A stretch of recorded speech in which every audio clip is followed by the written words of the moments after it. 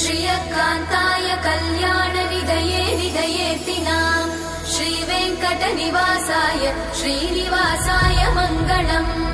लक्ष्मी सविभ्रमालोकसुभ्रूविभ्रमचक्षुषे चक्षुषे सर्वलोकानां वेङ्कटेशाय मङ्गलम्। श्रीवेङ्कटाद्रिशृङ्गाग्रमङ्गलाभरणाङ्ग्रये मङ्गलानां निवासाय श्रीनिवासाय मङ्गलम्। सर्वावयव सौन्दर्य सम्पदा सर्वचेतसां सदा सम्मोहनायास्तु वेङ्कटेशाय मङ्गलम्। नित्याय निरवध्याय सत्यानन्द चिदात्मने सर्वान्तरात्मने श्रीमद् वेङ्कटेशाय मङ्गलम्।